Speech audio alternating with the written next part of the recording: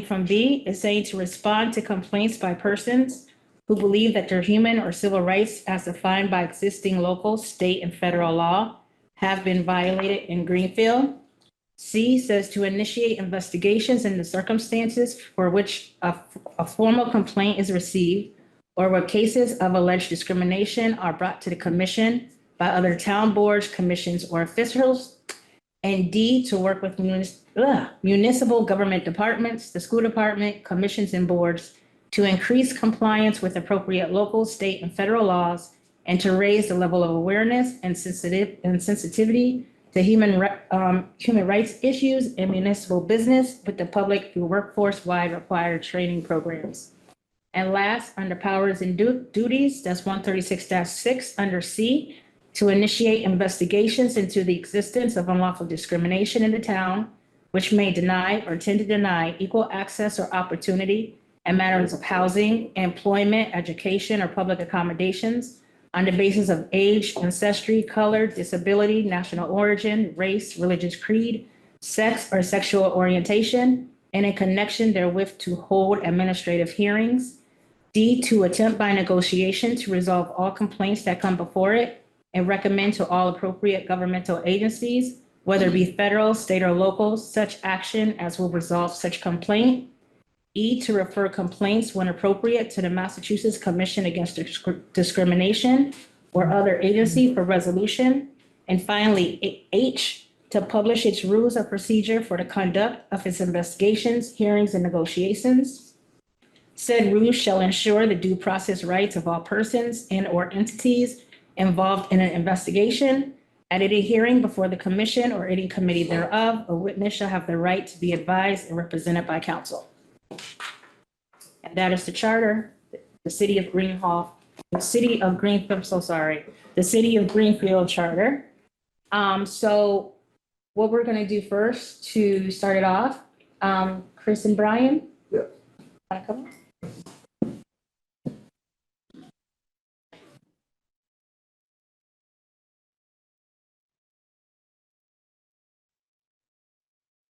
The only thing I'm going to ask is that everybody has 3 minutes.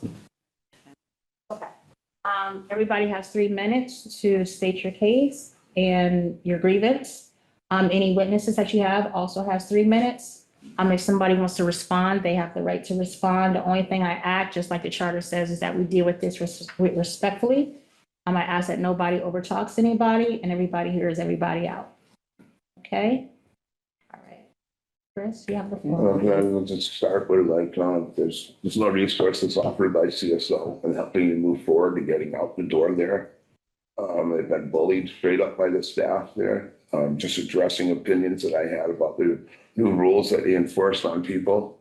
And I feel like me and my brother were discriminated against personally out of some type of hate from somebody, straight up bullied by this organization that's supposed to be here to help the community. And we've received no help whatsoever, but all these little ridiculous little rules that keep happening, anything to demise you, disrespect you, any dignity you thought you had, you don't have. And it's the way to go by operations with Dan Fox taking drugs from guests at a shelter and not getting police involved. Like, where does he have the authority to do that? And that I was targeted, I've never been written up. I had a verbal warning once, and the fact that they just tossed me out in the middle of winter because I had 2 days, 2 days verbal warning that my TV had to go out of my room. Been there for a year and a half. And it's been there for a year and a half that I've been at that shelter. All of a sudden, this was a problem. And it's the only serenity my brother has, who has one of the rarest blood diseases there is. And he's just seen a liver doctor 2 days before they kicked me out into the cold. Yeah. They directly came after us. Dan Fox approached him, told him the situation, and he knew how I was going to handle it. So he knew how I was going to react on the spot. I've seen it done to multiple people. And how many people have been affected there? On the spot, mental health awareness is not taken seriously. They go on relax. I have a mental breakdown, went to crisis for help. They still allow these guys to put me on the streets. And how long ago was it when they put you out? Over a month ago. I will not go back there. That place is not safe or a healthy environment for anyone. You can't eat no more. So you have to eat at certain times. They don't No provide eating any orders. eating facilities for anyone. That place is a mess. There's no, food storage, there's one fridge for like 23 people upstairs. There's no way to eat, sit, and to not be able to eat in your room and eat when you want is, I think that's a right for any. Any more rights in prison? You have a right to eat anytime you want, I mean.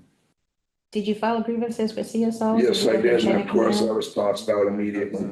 you remember who you spoke to? Yes, Kelly Ben Ezra, Kelly Ben Ezra, Benezra? I believe. Right? Anybody else you speak to? Beth, she's a so-called caseworker there. And yeah, once my brother went to a DUI program for 2 weeks, I was court ordered from him relapsing, which they've also caused me to relapse. He was court ordered to go to a program. They told him they were going to hold his bed. And of course, they tried to give his bed up, saying he was out living in the car with me when we directly faxed the stuff from their office. I mean, just horrible shit. And they're going to retaliate against him now. I guarantee this. Excuse my language. Brian, your time. Yeah, it's like I said, well, I've seen a witness.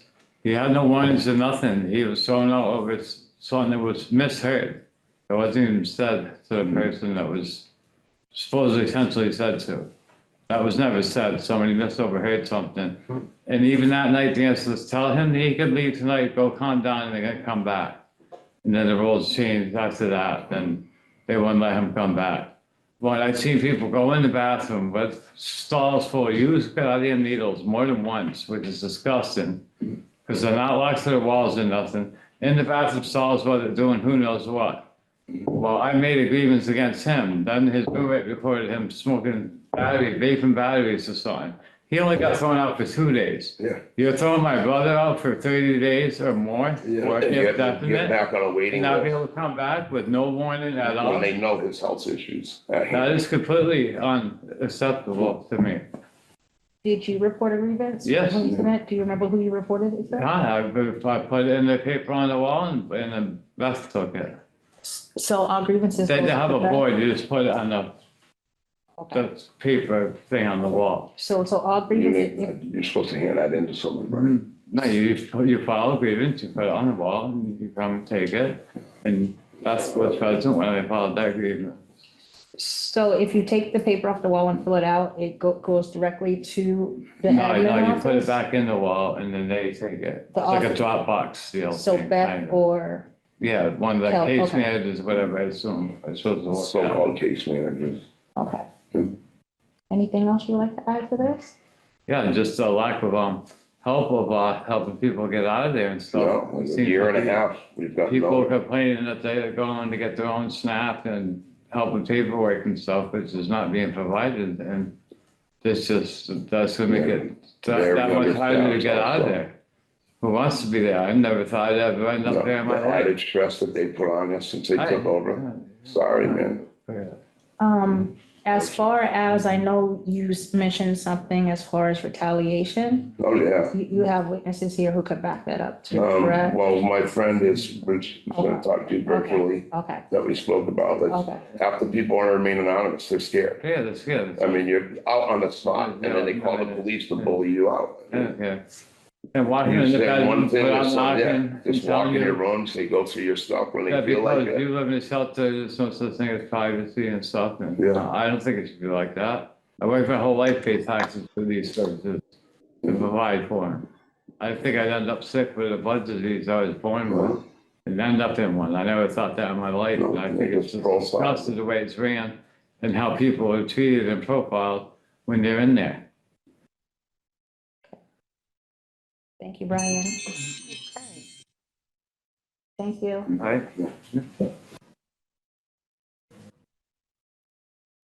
Now, we're either gonna call up witnesses to Brian and Chris, or people who have their own personal experience.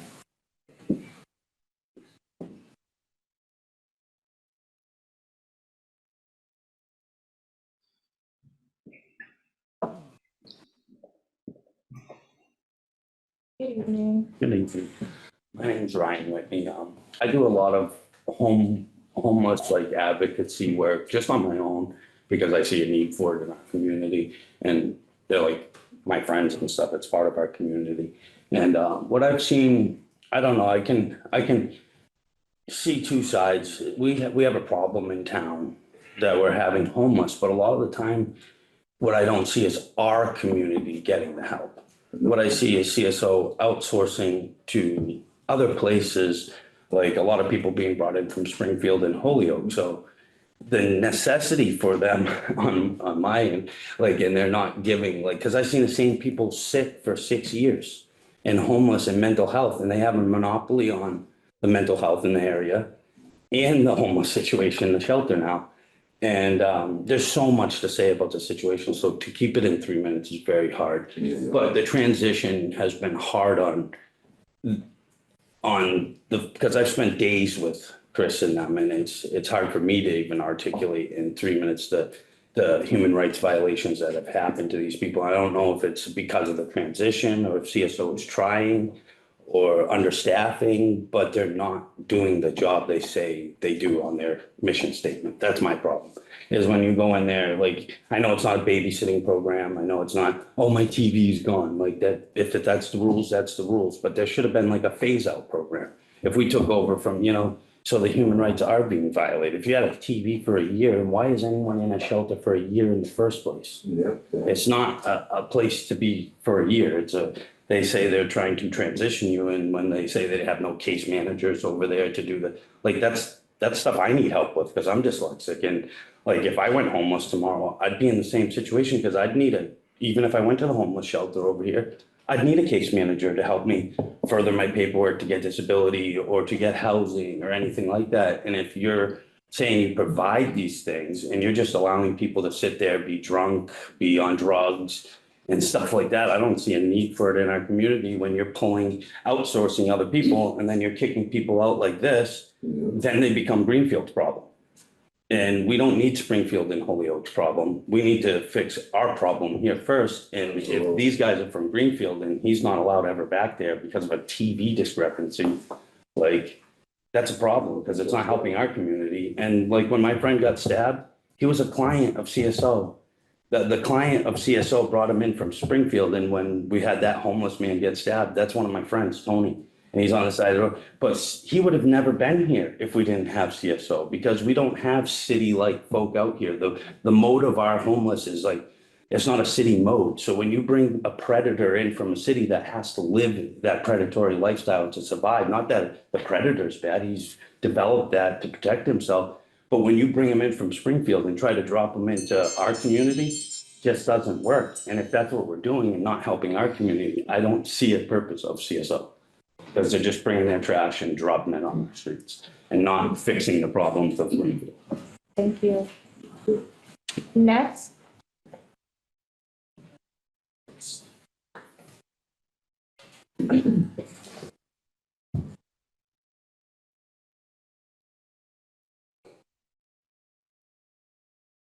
WAHAB.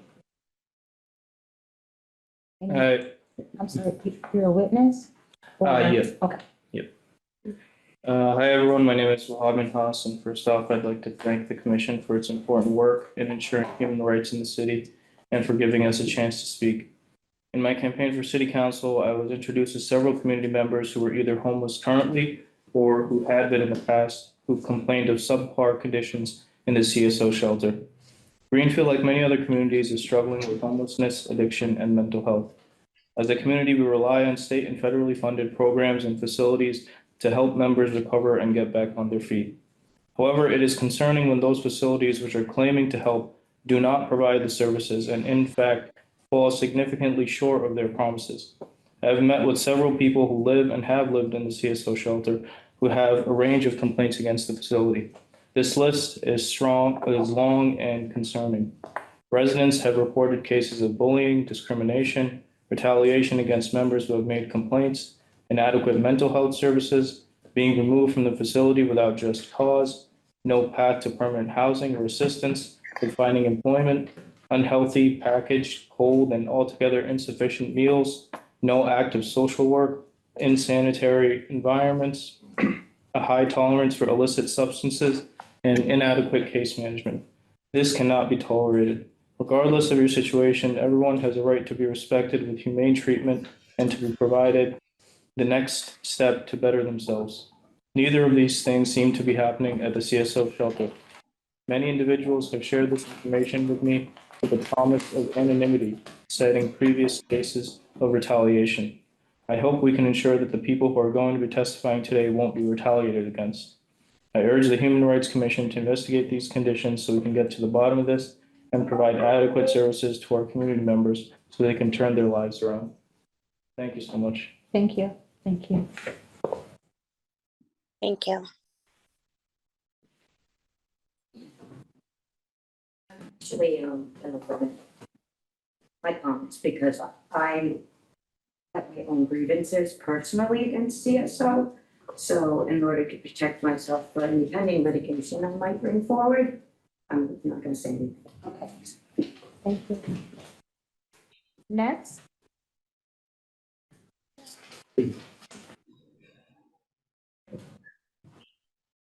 My name is Bob Zaluski, Hi, Bob. and Are you a I- witness or? yes, Okay. yes, I've known Chris and Brian. I was in the shelter when it was under ServiceNet. I was fortunate enough to receive housing, which I had to do basically on my own. It was kind of the same situation to get housing. I was there almost a year. And I did see Chris taking care of his brother who became ill. And he also takes care of his stepdad who is missing a leg and has diabetes and requires a lot of his care also. And he's just a very forthcoming person, and he's always willing to help. Good person. One of the few friends I had, I actually lost my home in having to live there was a really tough experience for me. I had I lived up in the country my whole life, and as far as like he said about the containers with the needles in them, I was down there one time and I said, we must have a lot of diabetics in here, and they laughed at me, and I didn't realize that what was really going on there. The staff laughed at you when you said that? Yeah, it's everyone else kind of knew. And I just saw Chris always willing to help other members out.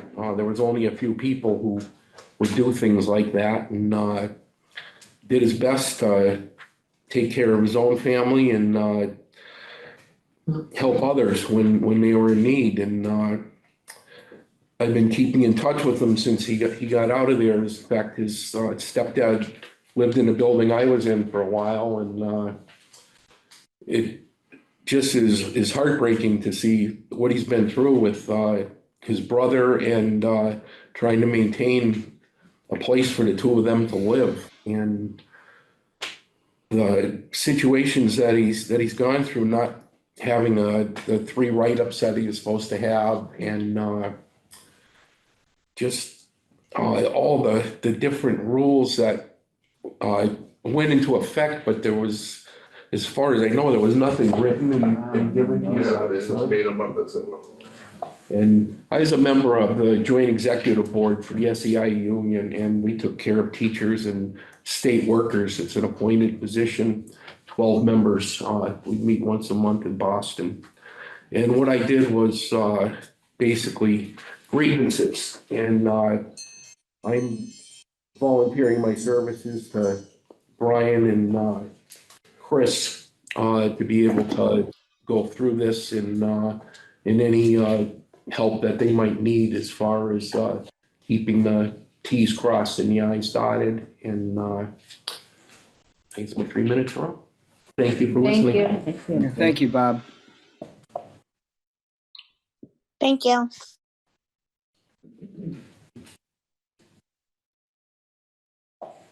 Hi, I'm Pamela. I'm not familiar with this particular shelter, but I am going to talk about my experience living in a homeless shelter for women, Okay. because I saw some similarities. I slept in my car when I was 71, and I needed to do that. I was unsafe in the housing that I was in, so it was my decision. When I went into the shelter, I guess the best way I can describe it is a very strong control freak attitude toward we women. We all had to be out of the building early in the morning, even when you're on chemo, even when you worked all night long as a CNA, for example. And we all had tasks that we had to complete every day. Clean the place, scrub that toilet, do this, do that. And we also they demanded that we sit down and eat together. If you were sick and feel like you were gonna vomit and you went into your dorm room, they would come and get you and say, you must be at the table. We were not allowed to skip a meal. We were not allowed to be dismissed until somebody said, okay, you can all get up and take your dishes into there. So this attitude of disrespect was not run, it was in the eastern part of the state. It was run by something called SMOC, SMOC. Anybody that needed to get out of there had to get transported to get their methadone, I guess, if you were on drugs. I wasn't on any drugs. Nobody was allowed.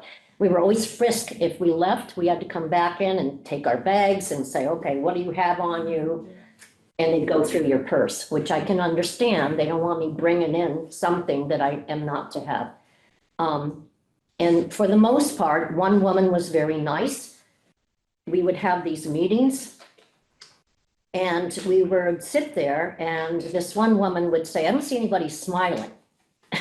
And we were like, there's nothing to really smile about, except you do have heat and you're not in your car and you have food. And we also had food that we were able to get and take for lunch that was provided by local churches. And I don't know who paid for all that. It was great meals.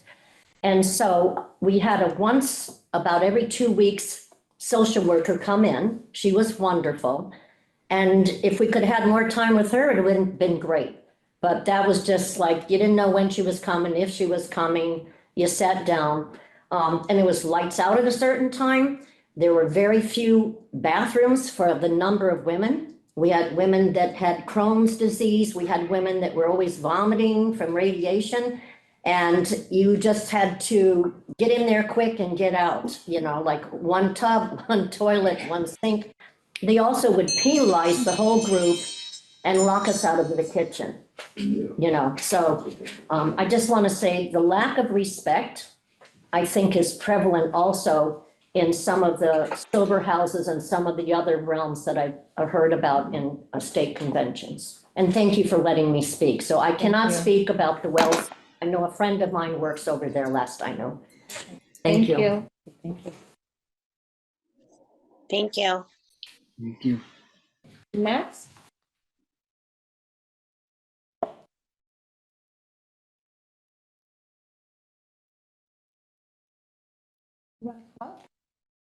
Stay there, it's fine.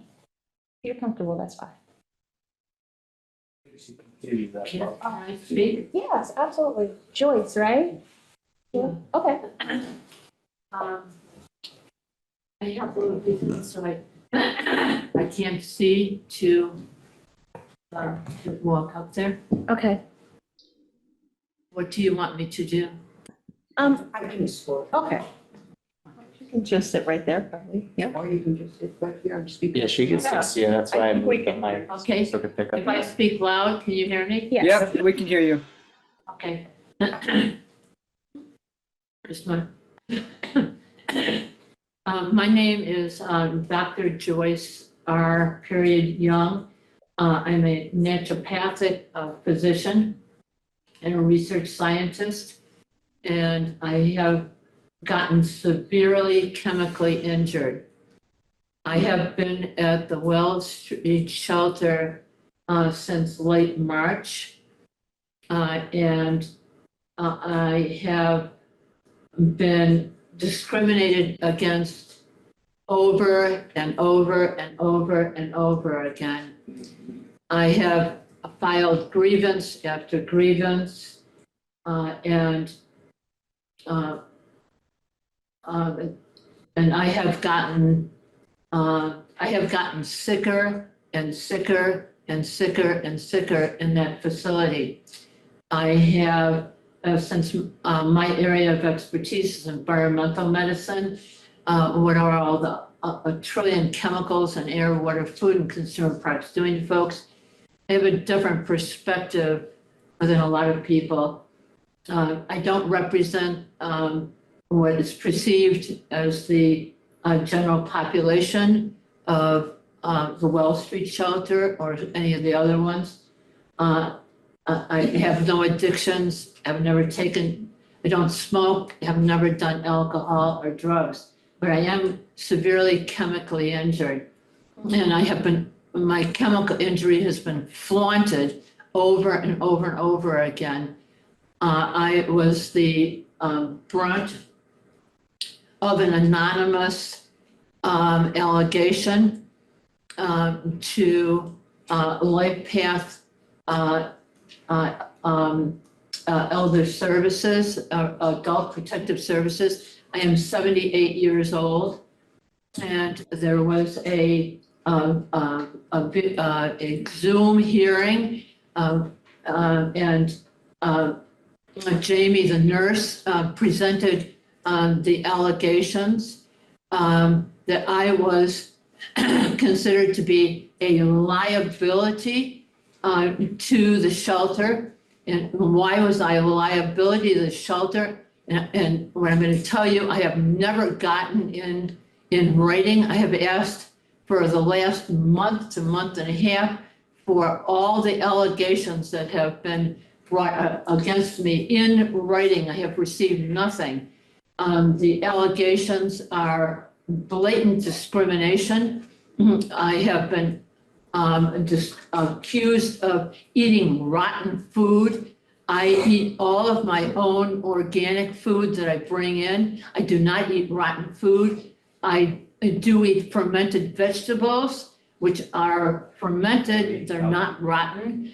I have been accused of not being able to call 911. I have low vision. I've been declared legally blind. I have been accused of not being able to walk over to the mill house in a fire alarm in a sufficient amount of time, when the agreement that we had that staff would help me walk over there from the front porch, which I'm easily able to get out to. These are just some of the allegations that have been brought against me. The place is a toxic spew, and I've told them it's not a matter of if people are going to get sick and perhaps die in there. It's a matter of when and how. Yeah. Thank you, Joyce. Thank you, Joyce. Thank you, Dr. Joyce. Thank you. Thank you. Next.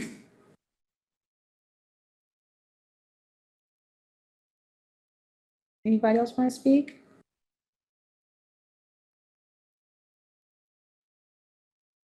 Anybody online want to speak?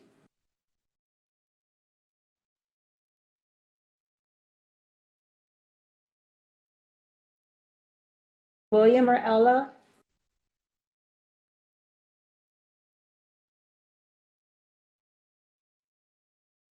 Is anybody here representing CSO?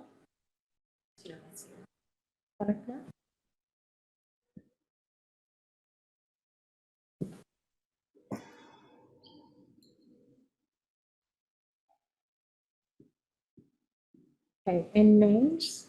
Jane Banks. Jane, okay. What's your position? Jane, oh, Name- Jane name- Banks?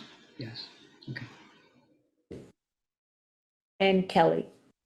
And their positions with CSO, please? You asked our positions. Yes. Kelly Ben Ezra, the You're director. Yep.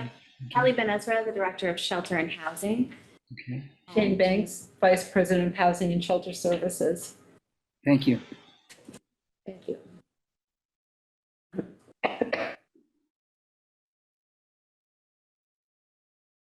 Whoever want to go first? Start. Yeah. So I'm not sure how much I can say about any particular grievance, just because of our privacy concerns for the guests of our shelters. I'm sorry. How do you spell your name? Kelly, it's Okay. KELEIGH. Okay. Sorry. That's okay. But what I did do is I brought for the commission the guidelines that are provided to our guests, both upon entry when they come into shelter and sign in and register, as well as on a weekly basis during house meetings. The rules and guidelines are discussed. I'll just sort of back up and say that CSO took over the shelters in April of this past year from ServiceNet. We inherited a building that we're in there, certainly doing the best that we can with what we've got to provide well-rounded services to the guests of the shelter, including breakfast and lunch, which are grab-and-go style meals. They're available for certain hours of the day, but also actually anytime someone is hungry, they're allowed to have food up until 9 o'clock when the kitchen closes. And then starting again, I think around 7 in the morning. Evenings, dinner is a hot meal that is provided each night and cooked by the staff, and also sometimes with guests included with that. My understanding is that there were a couple of grievances specifically from Chris and Brian Heath, and I feel like those are what I should respond to. I think 2 of them were about television in the room and also having food in the room. It is true that we don't allow guests to have food in their rooms. That is a concern just in terms of our buildings staying sanitary and clean, and making sure that we're reducing the amount of bugs coming in. And we have 2 equipped locations where people can eat, both on the first floor and on the second floor, including a living room space, dining space, and the kitchen itself. And the other one was about a television. It is true that we did start, actually, as we took over, start kind of working with folks to reduce the amount of stuff that they had, specifically because we're also preparing to move to another space. In April of this year, most likely, we'll be moving to a smaller location in order to serve folks for a temporary period of time, probably a year to a year and a half, while we completely renovate the space at 60 Wells Street in order to change what the shelter is like there, and then also to add permanent housing. Thank you. So I will speak, I think, a little bit to our harm reduction model and our low barrier shelter model. The state contracted with CSO to provide this shelter up here with a model that is low barrier and is harm reduction, which means as a shelter provider, we really work to break down the barriers to having people in shelter. It means that we have people who are actively using, actively drinking, maybe have behavior or mental health issues. And it's our role and our responsibility as a provider to be able to provide services to everyone who needs them. It also means that when we're in shelter, we're also faced with a lot of different challenges that people are having living in a very small, sort of closed environment, and having rules and policies really based around health and safety for people. You know, the food in the rooms is a health and safety thing. Televisions can be disruptive. And we're trying to really sort of implement a program where the folks from Franklin County, from Greenfield, have a shelter opportunity for them that's going to meet their needs. And it means that people are going to be living in a shelter with folks who have varying degrees and levels of barriers and challenges that we also have to figure out how we're going to live in that environment with other folks. Thank you. Can I ask a question? I'm gonna have 3 things to ask. As far as the first one, as far as the retaliation and the bullying, some people said that they made claims or grievances. How do we address that when that happened? Kelly, go ahead. Are you asking how we address it in a particular situation, or how do we address it normally? Well, in both situations. I know in one case there is, I have, it's taken a lot of courage for a lot of people to come here today Yeah. out of fear for retaliation. So I would like that to be put on the record as far as I know, a lot of people might think they might lose their housing because they did step forth, but it's an open investigation. So right now, that would have to be permanent for now until the investigation to prove there's no retaliation in that retrospect for people coming forward. What would need to become permanent? Like, take for instance, for like anybody who was to speak up today, there's a lot of fear of saying if they speak up, they're gonna be put out on the street tonight or tomorrow. So Let me how be does that very work? clear Mhm. that that would never happen. Okay, We have so I want to just say that actually since CSO has taken over, and as Jane mentioned, the harm reduction model, the goal with that model actually is that we are not kicking people out, like our goal is never to have people going out onto the street. So we do try our best to work with folks and share with them when something isn't working, when a behavior that is challenging is happening, or if there are circumstances that are arising that are against rules that we have set, that we are trying to help people make good decisions, that we're trying to help people to follow through with the expectations of the shelter, but no one is going to be kicked out tonight because they came to talk about, a situation that is important to them. There is, no concern about that. And I will provide you with the guidelines, Okay. because the guidelines are also written in a way to create community, right? Our goal here is, this is a community. It's difficult to live in that community. Of course, it's a whole bunch of people, a lot of different personalities, a lot of needs. And so we do the point of all of them is to create a specific environment of safety and care. but I feel better just hearing that. Yeah. Just knowing that, absolutely. it's winter time and just, my major concern as a commissioner is just making sure that people feel safe and comfortable being able to talk and work this out. So I thank you Absolutely. for saying that. The second thing I want to talk about was as far as transitional services. What is usually like your time frame for people to transition? Or what would you like to be? Yeah. a So we realistic- are living in an environment where housing is unbelievably difficult for basically anybody across the economic ladder, right? But in the situation of people who are experiencing homelessness, we're talking about people who are competing for housing opportunities with the general public. There are some programs that are really meant to work with people who are experiencing homelessness, and that's what we try to engage with the most. There's a bunch of different types of housing that do that. We also have a strong relationship with a lot of other organizations that do house people experiencing homelessness. We also have some in our own programming, but it's difficult for people to move out of shelter into housing. And so, the state contract that we have doesn't have an expectation or time frame for when somebody needs to leave. So certainly people can stay in shelter as long as they need to.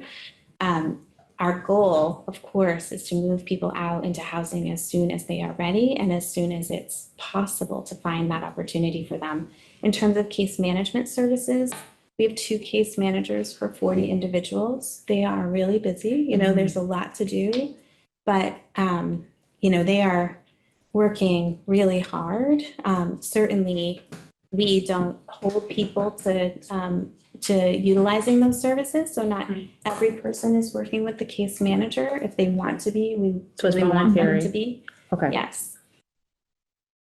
And as far as what other kind of services do you have to help people transition out? Like I've heard a lot, as far as, sober programs and stuff like that, but what about employment ready and things like that? Do you have programs like that to help people that's there get to the next level? The case management services are meant to be holistic. So the goal from my perspective is to identify and work towards removing any barriers to somebody becoming housed.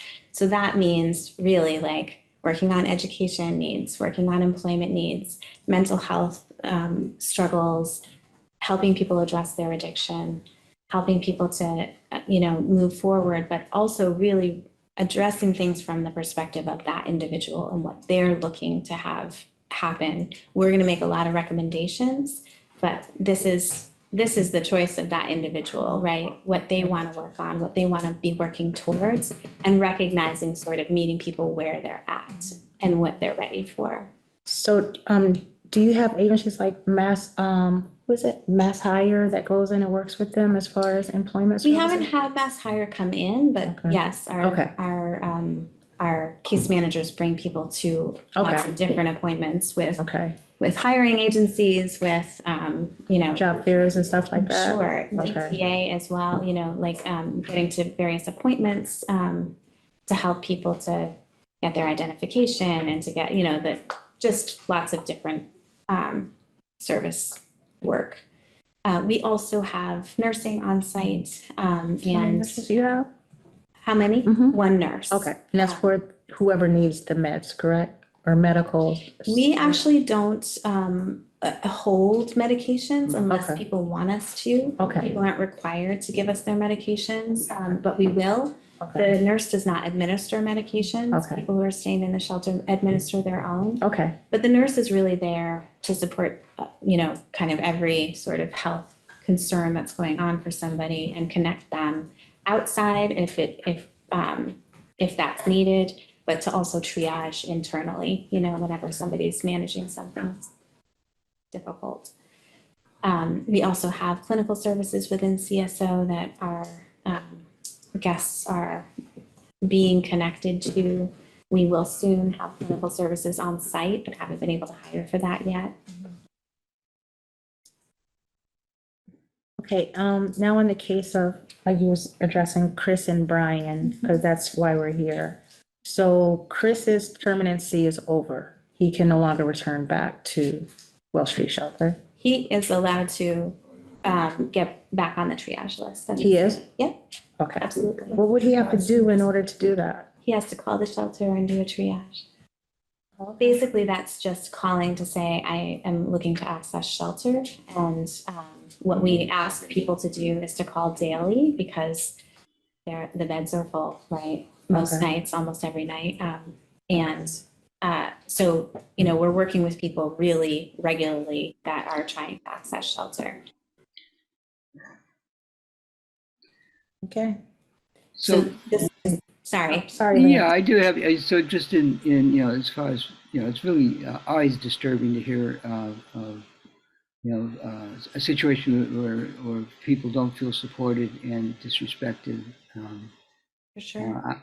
I myself was homeless various swaths of time, and I know that from both sides of that dyad how difficult it is to create a community in a shelter that is respectful and supportive. And I would like to see if there's, knowing that the gentleman who has filed the complaint does have access once again. I was wondering what sort of conversations and negotiations need to happen in perhaps a different context, if that's possible, to see if there could be a more constructive resolution. So I'm not sure how much I can speak about Chris's circumstance in particular. So I'm just going to talk in general about, when someone has been asked to leave the program for a period of time. After that point, usually what happens is if they are triaging for shelter again, then, they will be accepted back in at the point at which we have a bed available, and that opportunity is available to that person. And usually we have a conversation, about what happened the last time, how we can move forward together. We try to think about, circumstances that arose and, what the challenges were for that individual, what their experience was of it. And then also sort of from the staff's perspective about, how to move forward together, how to make sure that this circumstance doesn't happen again. Thank you. And as far as a write-up, how does that process go? Is it usually they supposed to get 3 write-ups or there's no? There is no. Okay. No, actually, we don't have written warnings. So if, the shelter sometimes will write down for someone, like, remember we had this conversation and they'll give it to them, but it's not a formal part of our policy. And so, we do provide people with conversations and, opportunities to think about some circumstance that arose, and we just sort of note that in the file as it's gone through. And then when somebody is at the point where they may be, asked to leave because of something in particular, they do have the opportunity to grieve that. In this circumstance, that did happen. And, we did choose to uphold the 30-day restriction based on, kind of all parties. Right, okay, so you said it for me, because I did have that 30-day restriction, okay. Yeah. Okay, so that's like a last step as far as that you would do is put somebody out, but there's other steps. That is the goal. Yeah, I mean, we have come in and are making a lot of changes to what was happening in the shelter previously. Even CSO themselves has made some very large changes very recently, as of July, that the staff are getting used to, that the guests are getting used to, that we're talking about on a weekly basis, because we are really, we've been trauma informed, but we're really moving further into a harm reduction model. Our state funder really requires us to be low barrier. And what that means is that, we take people in as they are. And that can be challenging for folks that are already there. That somebody might be coming in who's managing some real concerns. They might be managing mental health needs. They might be managing addiction. And, Sorry. have people been asked to Yeah, leave? sorry, hold on, everybody. Yeah. Sorry. No, it's okay. I'm sorry, you talked about the harm reduction model, Mhm. take people as they are. Mhm. Continue from there. One example I will say is that, there in previous times, when somebody used drugs or alcohol on site, so it's still not acceptable to use in the shelter. However, it used to be that when somebody used on site, there was an immediate restriction in place. That is no longer the case.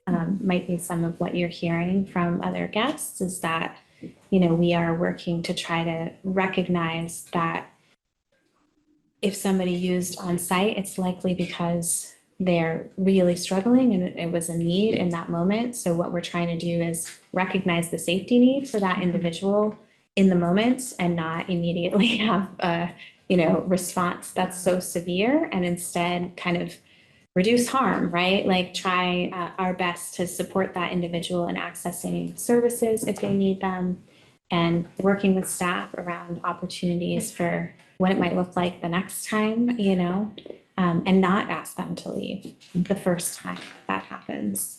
So have you heard some of these grievances that they said that they filed as far as the bullying and the retaliation from some of your staff? Are you aware of that? I don't have that in front of me, so, No, just have other people Okay, file yeah. grievances at times, Mhm. yes. I will say that the number of grievances from the Greenfield shelter have been incredibly limited since we started. I'm sorry, incredibly what? I'm a little bit. Limited, sorry. Okay. Okay, As far as grievances that have come up to the director level. okay, because I know that there was another part of the grievance as well, is a lot of the, there's been more than one, as far as more than one person, I could say. Some people are anonymous, like I said. But as far as intimidation and retaliation from some of your staff, who's left, maybe like after you guys leave, there is another situation going on. That's making the people that's there feel uncomfortable and unsafe and puts them in a very bad state of mind. And should they act upon their behavior, they're faulted for it. When a lot of it has to do with how they feel like they're not getting treated the right way by the staff. That's why I just wanted to see the way that you could look at that Mm-hmm. and just Absolutely. have maybe, sit down and talk to your staff about how they're dealing with some of the residents and try to build that relationship back up and that trust, because this seems like the trust is lost. It's between the staff and the people who you have there. And in order to help them get to that next level of independence and, and lift their self-esteem and basically how I look at it is like the tables could switch at any time. Yeah. You could be on the other side of the table. Any of us can, Yeah. and so we have to look like, how would we feel if that was us, Yeah. And that's how I try to look at life a lot, and I'm just, maybe if we took more of a personal look, because something must be going on if they're steadily filing grievances and come this far to file it with us. So there's something definitely that's being overlooked or not, or they don't feel like they're being heard, that they had to bring it to us so that the right people could hear it. So maybe if there's something that you could do internally, speak to your staff and try to see what's going on when you guys aren't there and try to see why do they feel like that, and maybe start building some kind of relationship there. Because like I said, it was really troubling, like when I heard that a lot of people are anonymous or is very terrified because the retaliation they're gonna be out on the street. Me as a human being, bothered me. That bothers me too. Yeah, That is their experience. Yeah, and nobody should feel like that. Nobody should feel like if something's being done to me, I should not be able to speak up for myself, because you're telling them you're not a human being, you're just a number. You're not really, your opinion doesn't matter. And people, like, if I'm at work or you're at work and somebody's doing something that's not right, you are free to speak up and say something without feeling any kind of, retaliation or intimidation. And if so, you can report that. So I'm just happy. It makes me feel better just knowing that this conversation is happening. It's the beginning, hopefully, of fixing a situation. Nothing's going to be fixed overnight, but I feel like the fact that the door is open for conversation, that is something that can be done and fixed. Would you like to add anything else? I would just say, I would just like to add, I'll leave my business card with you, but if you're hearing that from people, if you could at least let me know, because we can't change what we don't know, right? So if those things are happening and you're hearing about it, please email me, because we are in the process of making changes within this system. And I would say that low barrier work, harm reduction work is really hard. And it's not only hard on our guests, it's hard on the staff as well, because it's a shift in a model where people have had opportunities to, terminate somebody effective immediately for using on site or whatever the issue might be. We're not doing that anymore. So it does make a really complex shelter situation and environment for people.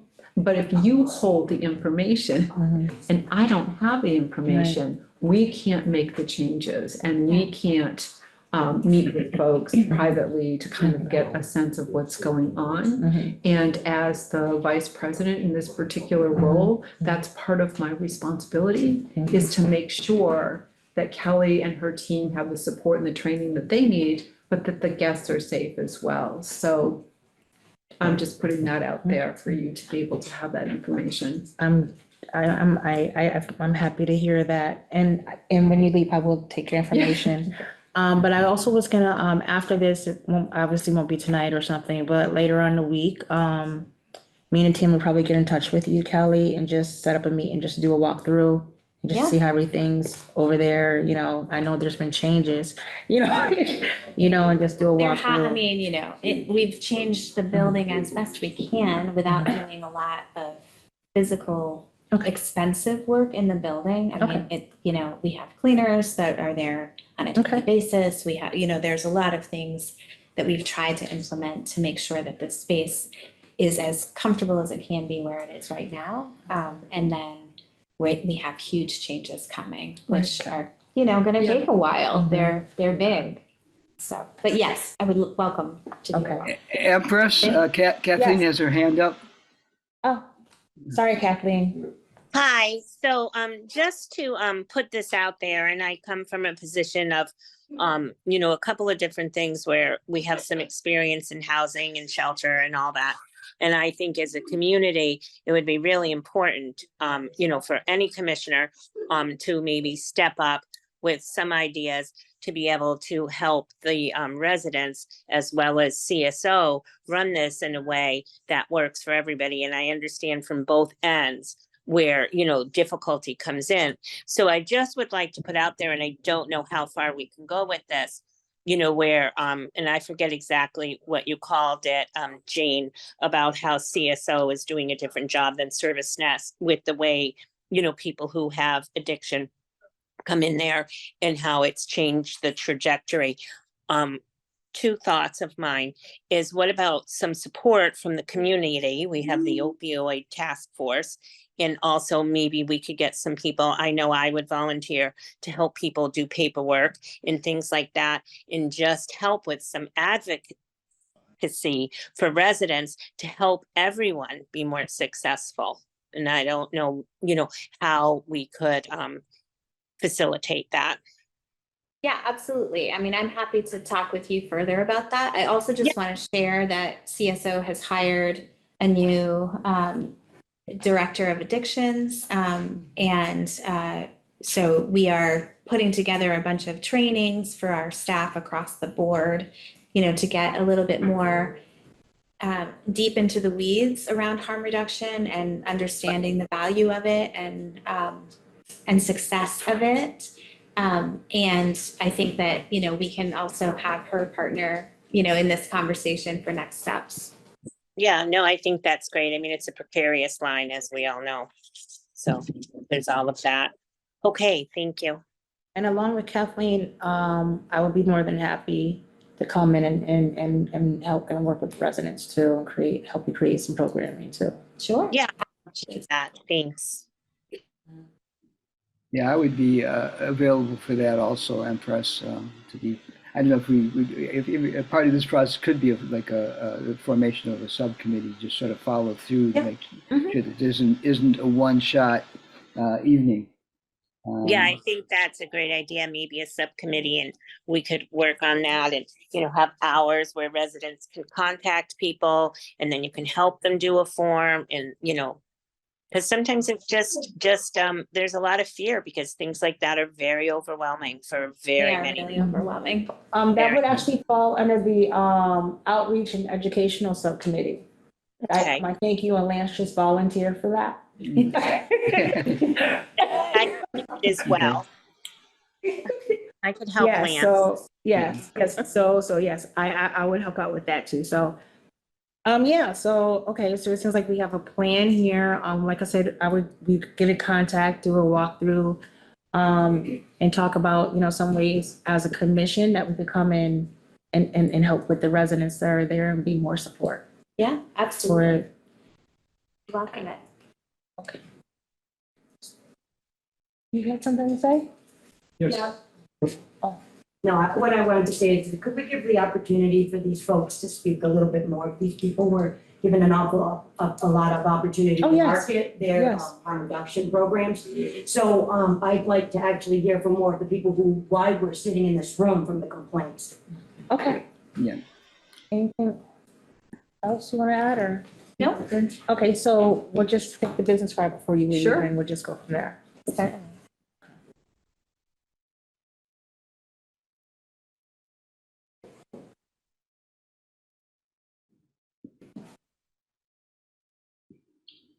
Chris?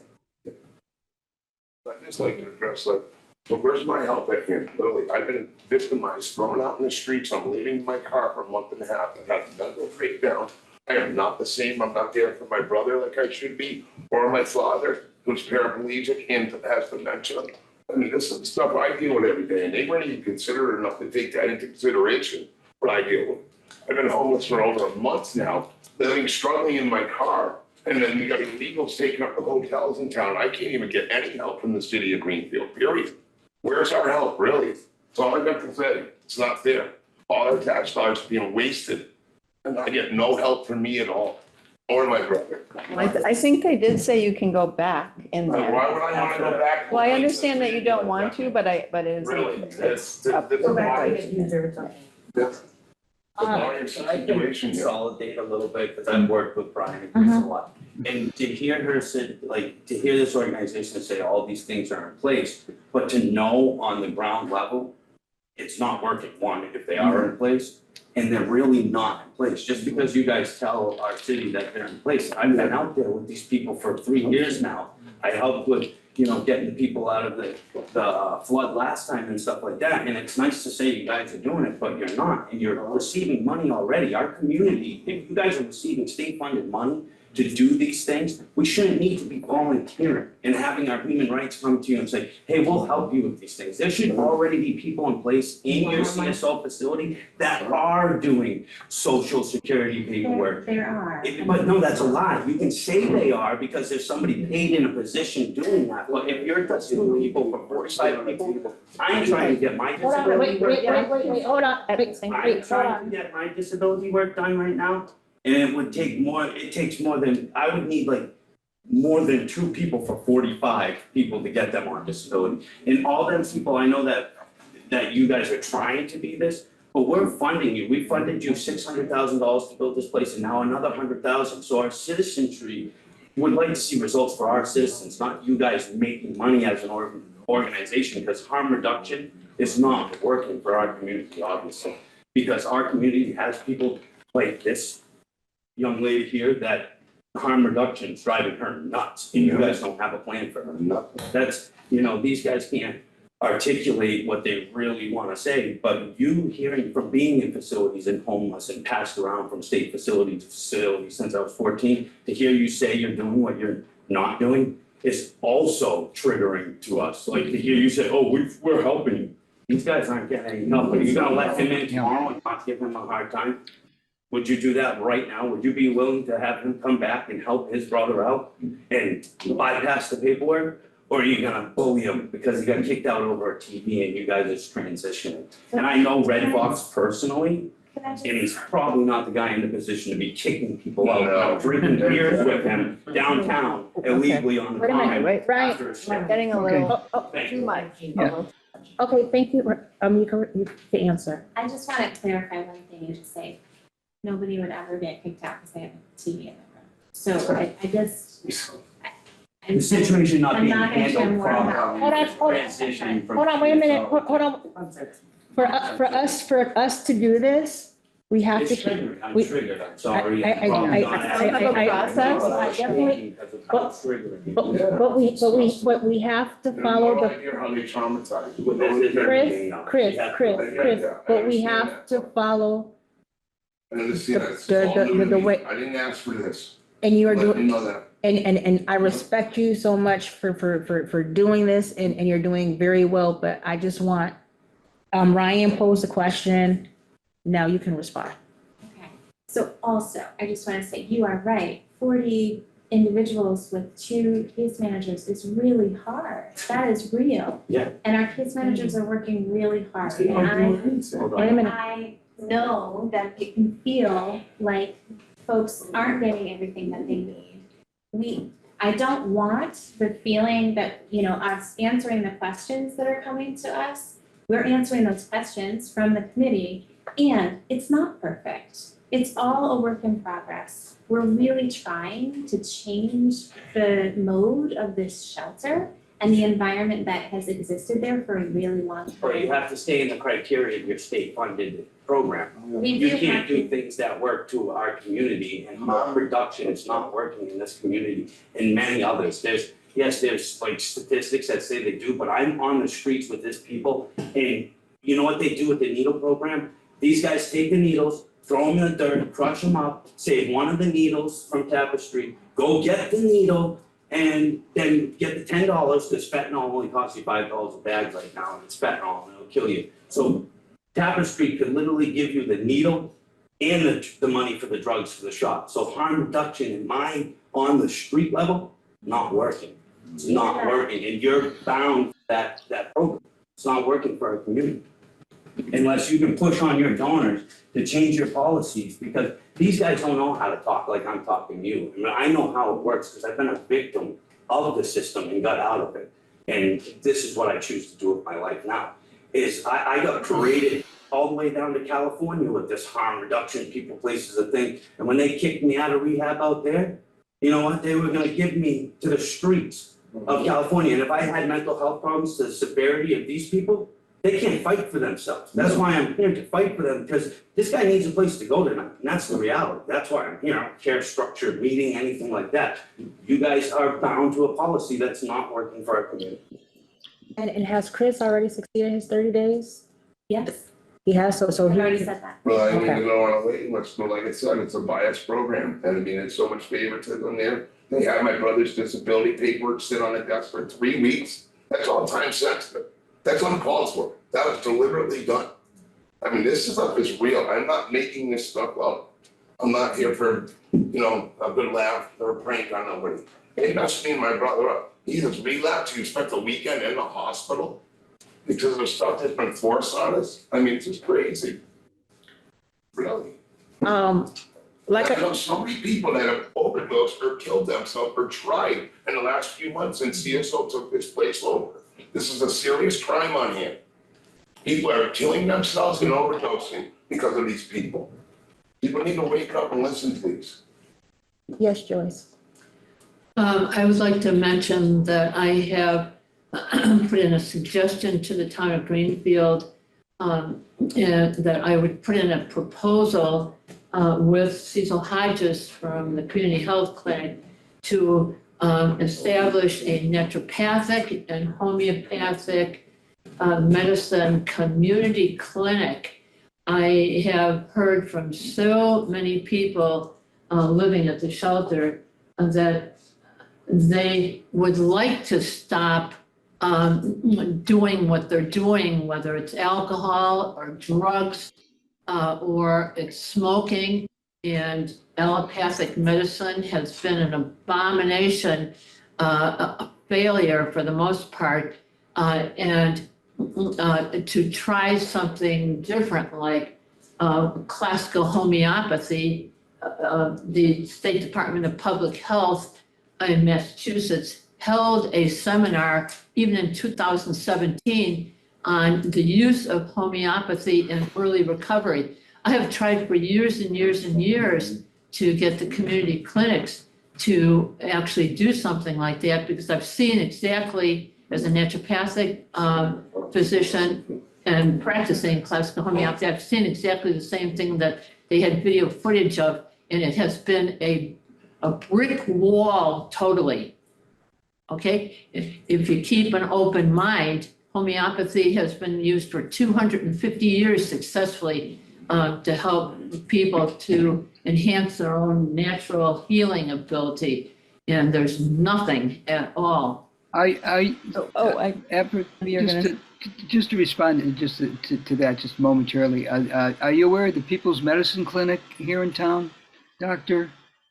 There is an organization that is based on alternative approaches to health. That is a nonprofit in town. Is emerging back out of the pandemic. That has volunteer homeopaths and massage therapists, other alternative health providers. And if you haven't contacted them, it sounds like that's an organization that you could actually help out with your skill and expertise. Also, the Wildflower Alliance has a Greenfield Center, and that is a peer run, operated organization that provides services to people who have any array of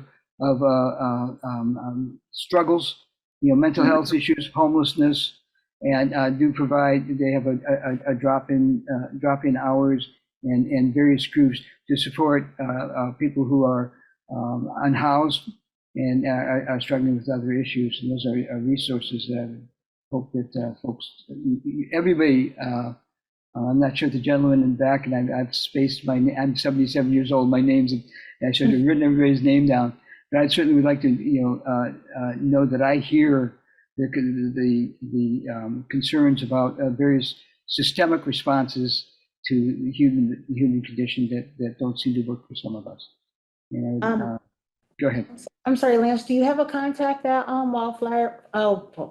Wildflower Alliance by any chance? Yeah, the AJ is the director. I will, yeah. Okay. I can give you names and numbers at some point. Okay, can you just email it to me later Sure on will, today? sure will.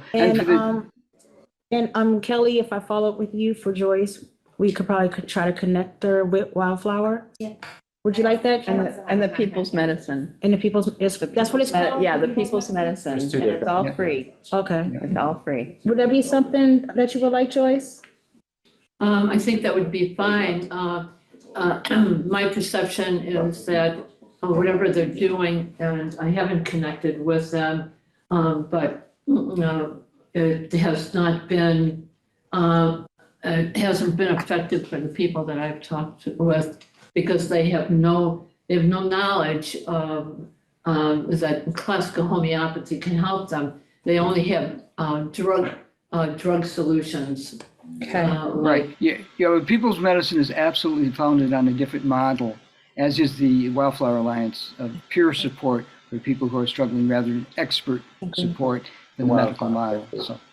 Well, and one of the things that you have to keep in mind, one of the reasons that I'm a resident of that homeless shelter is because this country and the government is based on big pharma and the drug industry, and that's where the money is. The money is not in naturopathic medicine by any stretch of the imagination. Thank you so much, Joyce. You can't live on, I've done enough pro bono work in the last 20 years, and it doesn't, pro bono work is very effective, but it does not pay the rent.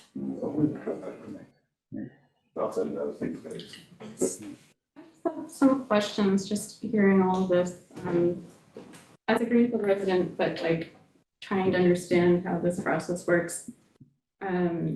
Is there any opportunity for feedback between the shelter residents and CSO? And like, is there, besides grievances, or is there like, I wonder also, like, is this information accessible? Like, with so few case managers, I'm curious why there are so few. And since there are so few, is there some kind of like structural opportunity that can empower the residents themselves to try to help each other and build like something? Yes, I mean, so there are lots of parts to that, but we do have a house meeting every week where guests can give feedback and talk through what's going on site at the shelter. But they also have access to me to give information. There are sometimes formal ways that guests are able to give feedback, or clients of CSO are able to give feedback. And then you asked something about. Do those ideas ever get passed up to decision making? Yeah. And are they like recorded in are they just like recorded and kind of like kept track of and maybe held to account in some way? There is a strategic planning process with the agency, but I don't know if they're recording feedback. That's a great question. It's a great recommendation also. Yeah, thank you. The other thing that I was asking was the ability of like, I guess, capturing all of these resources, because I know like I've navigated some of this trying to help my dad navigate all kinds of disability and assistance with housing, and it's incredibly complicated. It's like a full-time job for me to try to figure out, and like I wish that there was some kind of more direct place that you could just like just more accessible information so that you don't need to have a role case manager to walk you through everything. And then, maybe if these shelter residents are there and they have the familiarity maybe over time, but that. Like a little peer model? Yeah, Yeah, and so. and the agency does do peer models. Yeah. How about certified help? The case manager's there, that's just a made-up position. Yeah. And unless you're certified with another education, that's putting anybody in that spot. And saying, here's your case manager. Yeah. Wait a minute, how is she considered a case manager? Is she specialized in that? Because my doctor thought I had special help there in being in that shelter. And there isn't. There's no certified help there. Nobody's certified. So I see a psychiatrist and a therapist outside of the shelter, which I think should be provided in the shelter. And it is something that is, we're working to hire for, is the clinician for the shelters. So we just don't have that role yet. But CSO as an agency has so much of that even though we haven't been able to have it in-house yet, like in the building, we have done a lot of connecting people to those resources. So if we need that, we are more than happy to do that. Hold on, one at a time. I wouldn't, but let's not forget that CSO has only had this shelter since April. And they're feeling. November, please. I think that, The timing is not staying Hold on. Okay, in the beginning, I said we have to respect and let people finish before you start. We cannot overtalk people because it's not gonna go anywhere except cause a whole lot of drama, and that's what we don't want.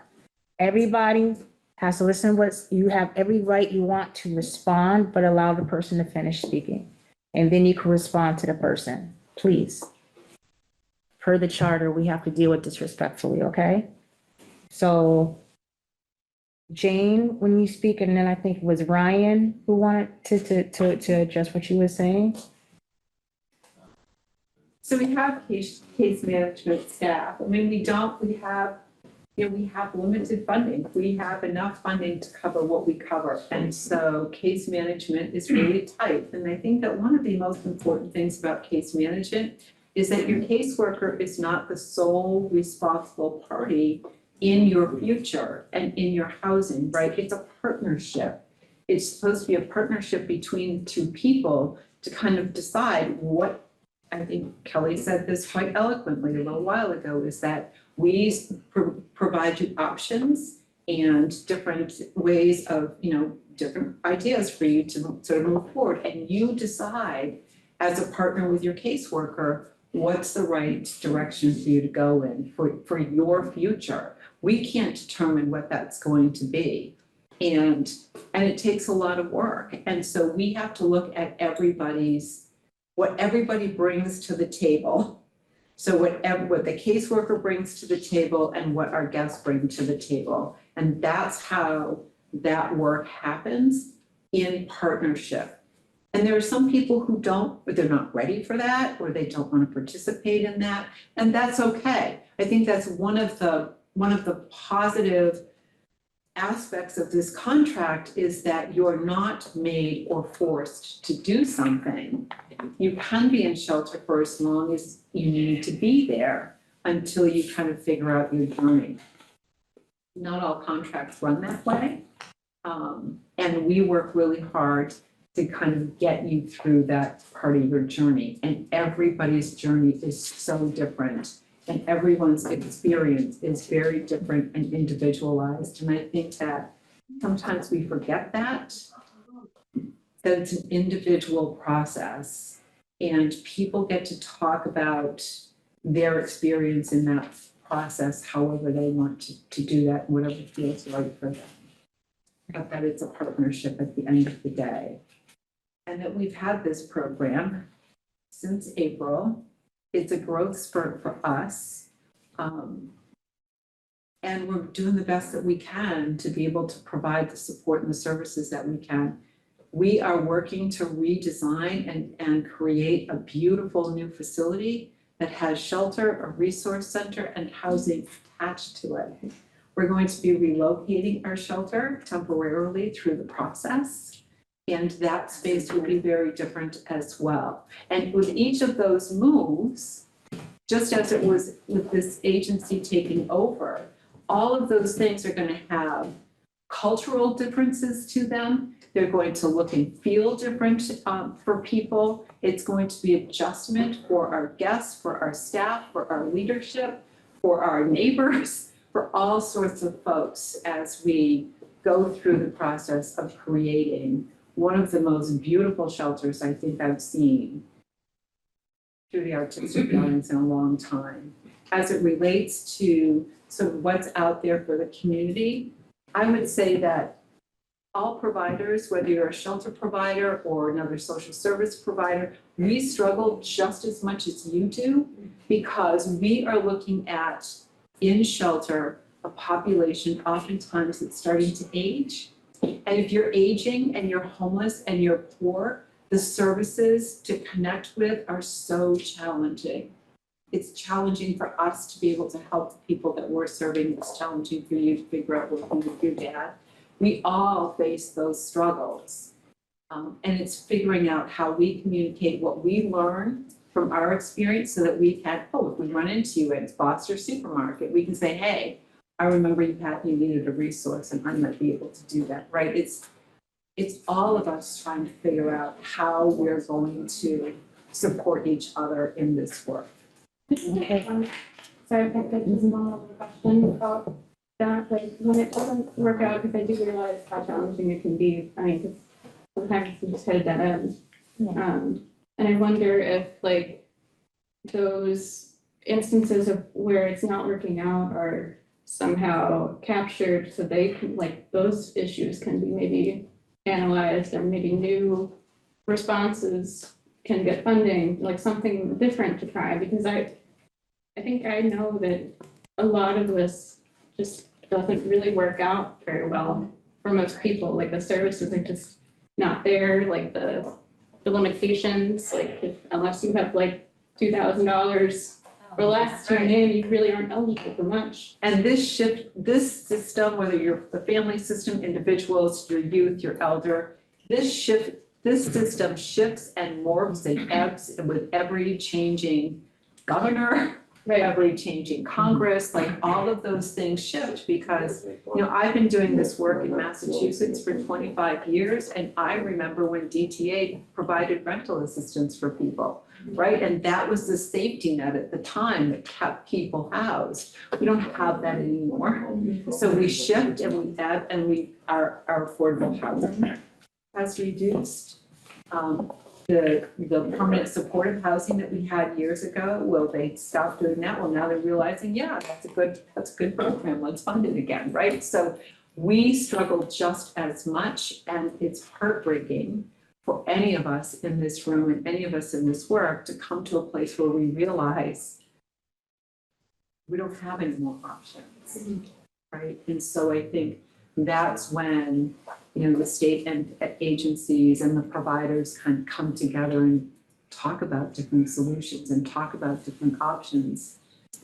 And then the state and do advocacy work. Right. If that's to be public, so that, we can push for those things. I think so much is just unknown. Yeah, that would be. So there's a lot of work happening in the state of Massachusetts around affordable housing, housing development, a bond bill. I would suggest you go on, the state website. I'm really sorry. Sorry. But I don't want, I think the conversation is great, but there's two people we have to focus on tonight. That's Brian and Chris. I want to get, exactly. So, do you have emergency vouchers for housing? We don't have emergency vouchers. Would Chris be eligible? Do you know who does do emergency, voucher programming? I'm not sure, like, I can look to see, I can take a look to see what's available for housing. Yeah, for this emergency, so he won't be on the street. I know he's staying in the car for so he will not be on the street through the winter. So that's the thing that's the focus right now. He can call for triage. We have shelters in Greenfield, Northampton, and Springfield. If Greenfield isn't where he wants to go and they want to try Northampton, we can certainly, when there's space available in Northampton, he can, call them as well. Okay, okay. Be with his brother. Yeah, it has to be with his brother. He has to be. That's. And his brother's in Greenfield, right? Yeah, because Yeah, I Right mean, I now, think that- obviously, this is very triggering for them, and he's not gonna make a sane decision right now, right on the spot, but I'm sure after he cools down, because I've been working with him for days, doing maybe what like a case manager should do, you know, and try to figure out what's up with him. And when he calms down a little bit, and Wahab has been, maybe, you know, there's an option there. We Okay. could facilitate that, but he would not be anywhere besides me and his brother, just to let you know. do you think we could follow up with, Yeah. Chris and Brian? Okay, and just give them, I've done Yeah. 100 texts from him. okay, all right, yeah. So what I want to do, because I know we, basically went a little over, but basically for the final, what I want to do within the next 30 days, like I said, we're gonna meet with Kelly as far as doing, a walkthrough of the facility, meeting with the staff and everything like that. And just seeing how the facility works that way. We're also Lance and, Kathleen, we'll set up a meeting as far as programming, how the HRC can support you as far as programming, support and educational, help with employment or try to help with organizations, try to create some kind of workshop. Besides, just, it's like, the drug program, which is great, but as far as other things that can be more empowering to the individuals that's there. And Joyce, you're on the list that we're gonna try to get in contact with, People's Medicine and Wildflower Alliance. And basically, we're gonna conduct this till our next meeting, which is January 8th, and come back with the findings after we conduct the investigation and make our decision. Yes, Joyce? Can I just make one last comment? A lot of people have gotten really, really sick in this shelter, and simple things I've heard over and over again. Well, they're moving the HVAC system. There's virtually no fresh air coming in. While we're moving, people have to survive until the move. And simple things like there's a fragrance-free policy for staff, and I said, how come there isn't a fragrance awareness and chemical awareness? The people, from my perspective as a physician, these people don't need to be impacted by even more chemicals through the really toxic cleaning products here. And I've been told over and over again by Julissa that the decisions are being made from the top. They're not being made in the local shelter about even the incredibly toxic cleaning products. This isn't helping anybody's health. Thank you, Joyce. So, Thank you, Dr. Joyce. I appreciate that. So what we're gonna do, we're gonna revisit it again, like I said, January 8th, after the walkthrough.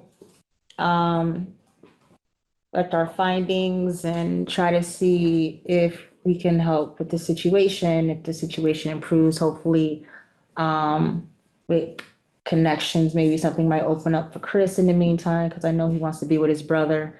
But right now, I just want to walk out with stressing the importance of getting Chris off the street. It's freezing outside and it's not okay.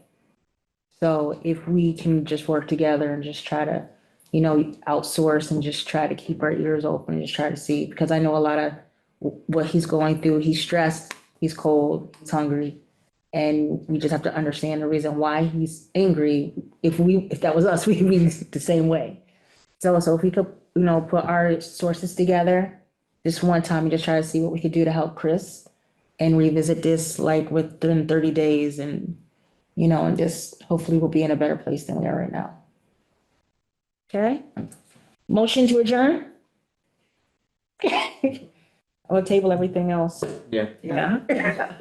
Second the motion. Thank you, Okay. Empress. Okay, thank you. Thank you, everyone.